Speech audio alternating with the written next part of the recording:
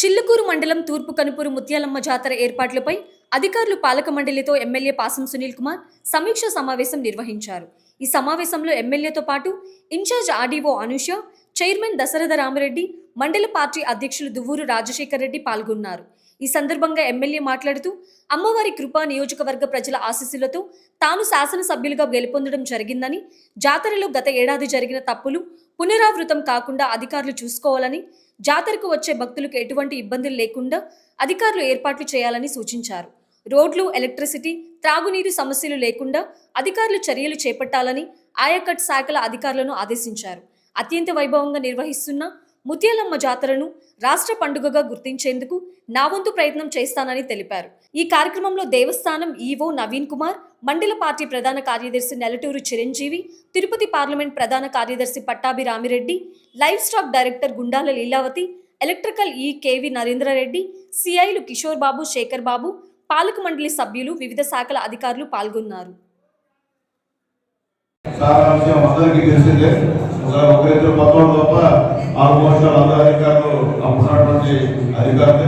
కాబట్టి గత ముత్యాలమ్మ జాతరలో ఏ లోపాలు జరిగాయి అవి ముందు ఐడెంటిఫై చేయాలి. ఆ లోపాలు మళ్ళీ జాతరలో జరగకుండా మనం సరి చేసుకోవాల్సినటువంటి బాధ్యత ఉంది. చిలుకూరు ఎస్ఐ గారు చెప్పారు స్పష్టంగా, మనసారి అనుకున్నాం చేయలేకపోయినామని కూడా చెప్పారు. అవన్నీ కూడా ఖచ్చితంగా నోట్ చేసుకోవాల్సిన అవసరం ఉంది. మళ్ళీ ఒకసారి మా ఆర్డీఓ గారు అందరూ కమిటీ ఒకటి ఫామ్ చేసుకుని ముఖ్యమైన అధికారులు పెంచుకొని ఏ విధంగా వర్కౌట్ చేయాలని దానికన్నా ప్లాన్ చేసుకోమని కూడా మా ఆర్డీఓ గారికి రిక్వెస్ట్ చేస్తున్నాం. అట్లాగే గతంలో ఇప్పుడే మా దర్శనం చెప్పాడు, రోడ్డు ఎక్కడ సిద్ధవరం గది దగ్గర నుంచి అమ్మవారి దేవస్థానం వరకు రోడ్డు చాలా అధ్వానంగా ఉండే పరిస్థితి. దాని నుండి కూడా సరి చేశాం. అవన్నీ చెప్పాము, ఇదే మీటింగ్లో చెప్పాను.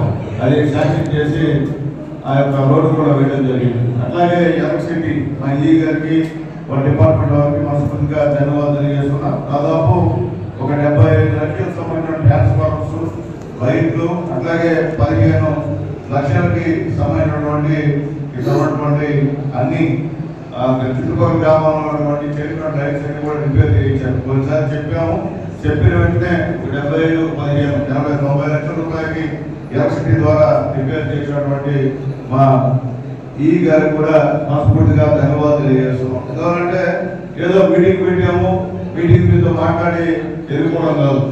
ఆ రోజు మీటింగ్లో ఒక శాసనసభ్యుడిగా ఈరోజు ఈ ముత్యాలమ్మ తల్లి దయ వల్ల, ఈ చుట్టుపక్కల ఉన్నటువంటి గ్రామస్తులందరి దయ వల్ల, 3 నియోజకవర్గం ప్రజల దయ వల్ల ఎమ్మెల్యేగా ఎన్నికైనా